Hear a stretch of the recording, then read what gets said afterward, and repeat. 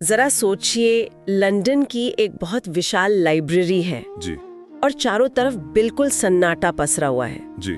और किताबों के ऊंचे ऊंचे ढेरों के बीच एक भारतीय छात्र बैठा है। वो लगातार 14 से 18 घंटे तक बस किताबों में डूबा रहता है। मतलब इतनी लंबी पढ़ाई? बिल्कुल। और जब लंच का समय होता है ना, तो बाकी सब लोग बाहर कैफेटेरिया की तरफ चले जाते हैं, लेकिन ये छात्र अपनी जगह से हिलता भी नहीं है। हाँ। वो बहुत ही सावधानी से अपनी जेब से सूखी ब्रेड का एक टुकड़ा निकालता है और किताबों की आड़ में छिपकर खाने लगता है। अब वो ऐसा किसी शौक से नहीं कर रहा है, मजबूरी है। हाँ, क्योंकि उसके पास कैफेटेरिया में जाकर एक ढंग का खाना खरीदने के लिए पैसे ही नहीं है। और देखिए, इतिहास का इसे सबसे बड़ा विरोधाभास कहिए या चमत्कार, छिपकर सूखी ब्रेड खाने वाला ये गरीब और अकेला छात्र कोई और नहीं बल्कि स्वतंत्र भारत के पहले कानून मंत्री थे जी। एक महान अर्थशास्त्री और भारत के संविधान के प्रमुख शिल्पकार डॉक्टर B.R. अम्बेडकर। ये वाकई एक ऐसी तस्वीर है जो हमारी उस पुरानी सोच को पूरी तरह झकझोर देती है, जहां हम ऐसी ऐतिहासिक शख्सियतों को ना सिर्फ एक भव्य प्रतिमा या फिर संविधान निर्माता के एक तय सांचे में फिट करके याद करते हैं। बिल्कुल सही कहा आपने। हम अक्सर उनके संघर्ष का वो इंसानी पहलू भूल जाते हैं। हाँ, तो आज की इस डीप डाइव में हमने कई सारे ऐतिहासिक लेखों, PIB के दस्तावेजों, बायोग्राफिकल वेबसाइट्स और बहुत से विस्तृत YouTube ट्रांसक्रिप्ट्स को एक साथ पिरोया है।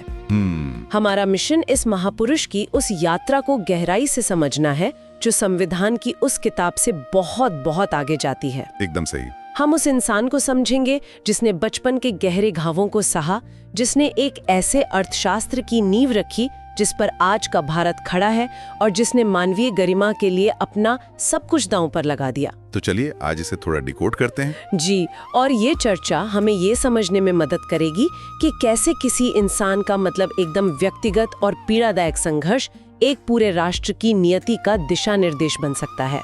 बिल्कुल।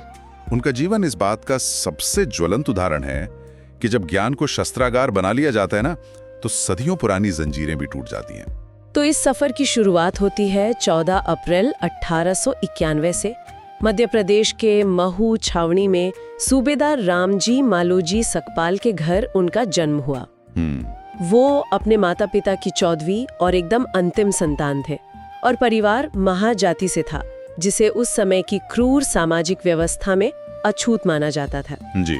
और मुझे लगता है कि यहीं से उस दर्द की शुरुआत होती है जिसने एक विद्रोही चेतना की नींव रखी। एक ऐसा वाकया जो बार बार सामने आता है वो है स्कूल में पानी पीने का संघर्ष। हाँ, और यहाँ जो बात सबसे दिलचस्प है वो ये कि ये घटना सिर्फ भेदभाव की नहीं थी, ये उससे कहीं अधिक गहरी और मनोवैज्ञानिक थी। बिल्कुल। कक्षा के अंदर बैठने की मनाही तो थी ही, उन्हें बोरे का एक टुकड़ा अपने साथ ले जाना पड़ता था जिस पर वो बाहर बैठते थे, लेकिन जो सबसे दर्दनाक हिस्सा था वो था पानी पीने का नियम। सार्वजनिक घड़े को छूने की पूरी तरह मनाही थी। जी बिल्कुल। मतलब वो लाइन है ना, चपरासी नहीं तो पानी नहीं, no peon no water. No peon no water. इस एक पंक्ति में जो अमानवीय का छिपी है, उसकी कल्पना करना भी आज सिहरन पैदा करता है। ये विचार करने वाली बात है कि प्यास एक नितांत प्राकृतिक आवश्यकता है। बिल्कुल, बेसिक ह्यूमन नीड है। लेकिन स्कूल में उस बच्चे की प्यास बुझना किसी और व्यक्ति की उपस्थिति पर निर्भर थी, यानी उस सवर्ण चपरासी पर। हाँ। अगर वो चपरासी किसी दिन छुट्टी पर है तो पूरे दिन पानी नहीं मिलेगा।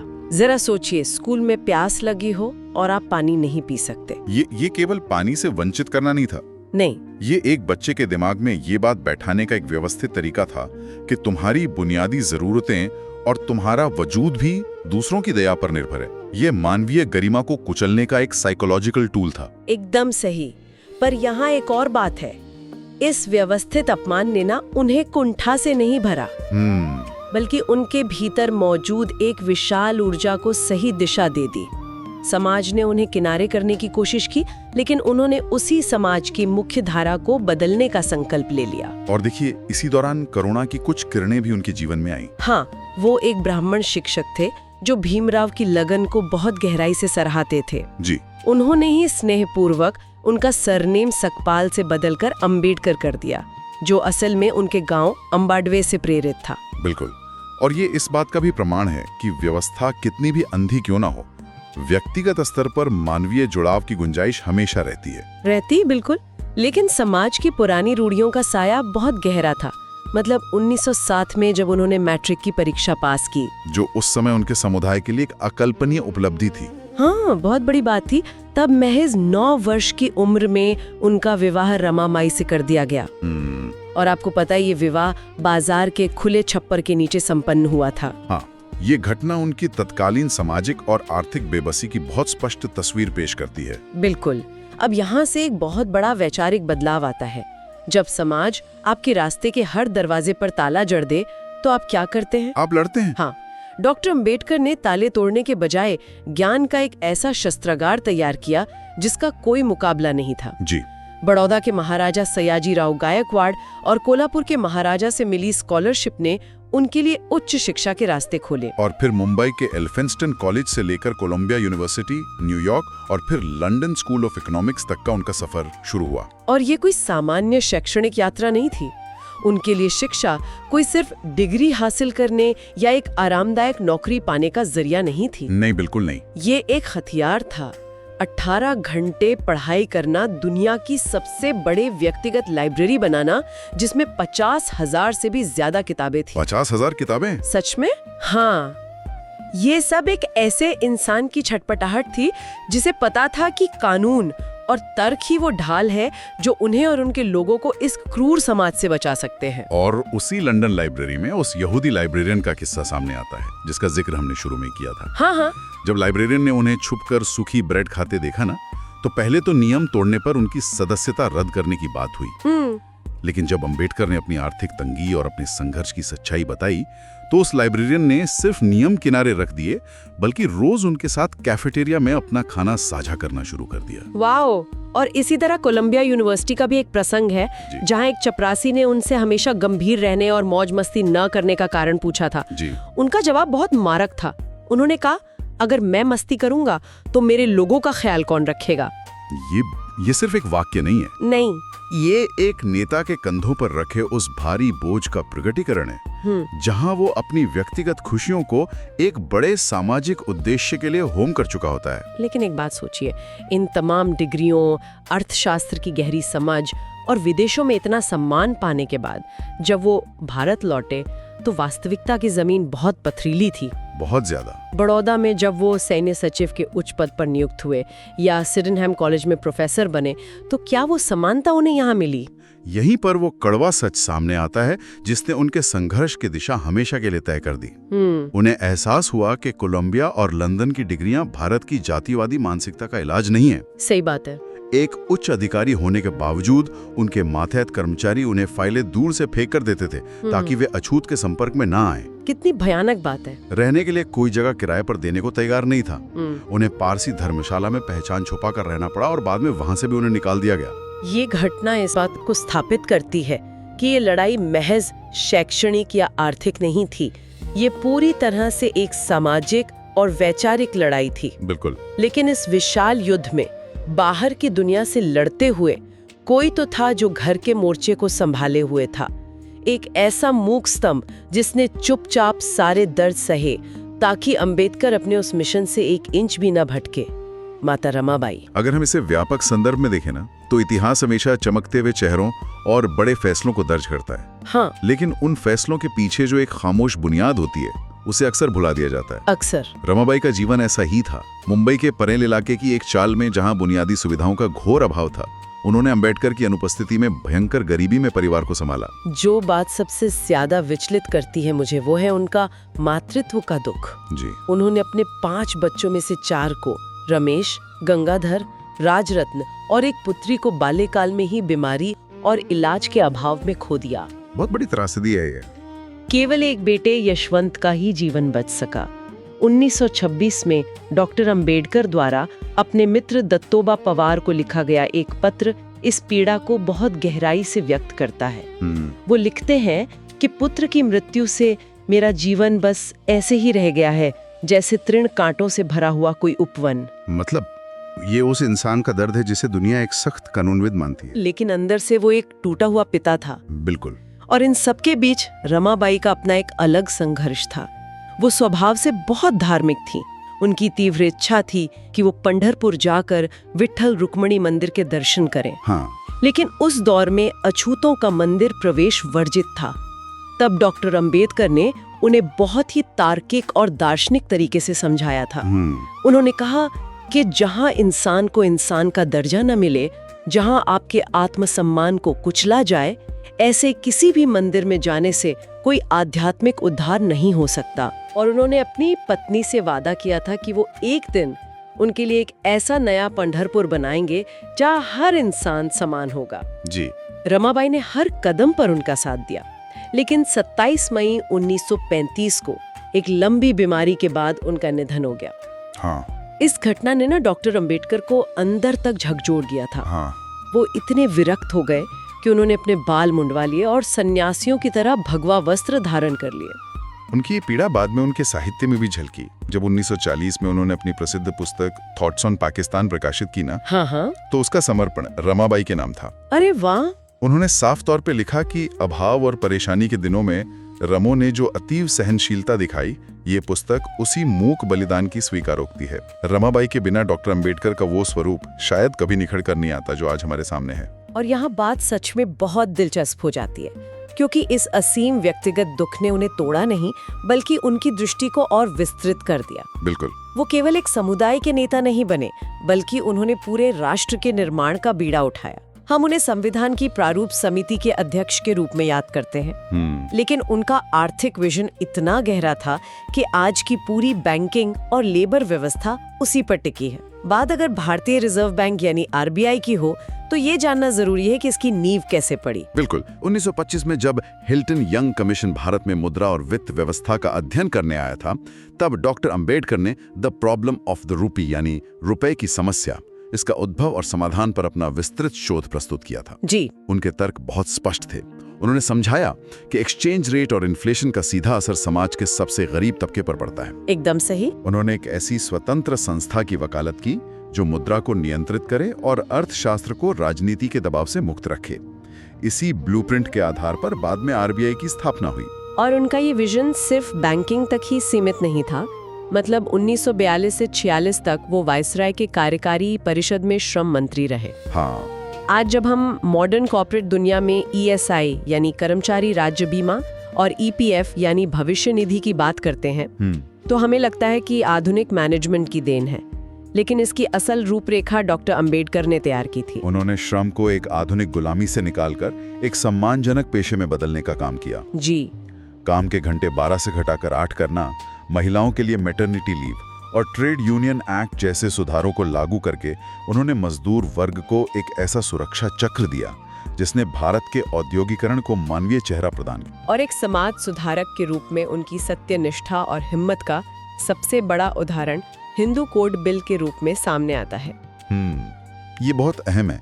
ये केवल एक कानूनी दस्तावेज नहीं था, ये सदियों पुरानी पितृसत्तात्मक व्यवस्था के ऑपरेटिंग सिस्टम को पूरी तरह से बदलने का एक प्रयास था।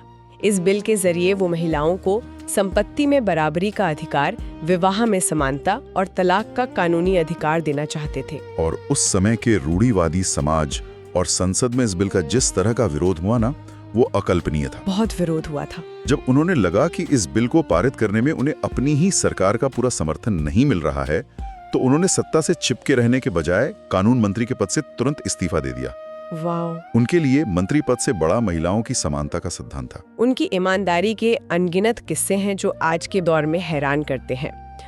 जब वो पीडब्ल्यूडी मंत्री थे, हाँ, तो उनके विभाग के तहत करोड़ों रुपए के ठेके पास होते थे। एक बार दिल्ली के एक बड़े ठेकेदार ने उनके बेटे यशवंत को कमीशन का लालच देकर अपना पार्टनर बनाने की पेशकश की। जी।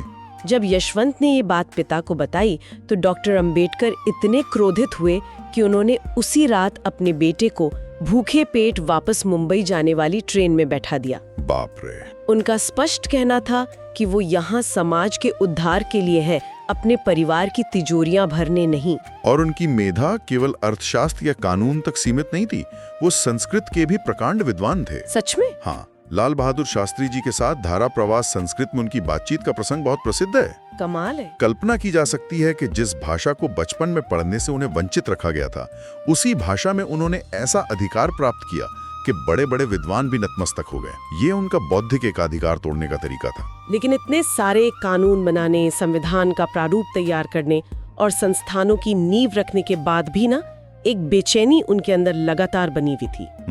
उन्हें ये स्पष्ट हो चुका था कि आप संसद में चाहे जितने भी अच्छे कानून बना लें, जब तक समाज के मन में बैठी ऊंच नीच की धारणा नहीं बदलती, तब तक कागजी समानता बेमानी है। बिल्कुल। समाज का माइंडसेट बदलने के लिए किसी गहरी क्रांति की आवश्यकता थी। और यहीं से उनके जीवन के सबसे बड़े और निर्णायक कदम की भूमिका तैयार होती है। जी। 13 अक्टूबर 1935 को नासिक के योवला में उन्होंने एक घोषणा की थी जिसने पूरे देश में भूचाल ला दिया था।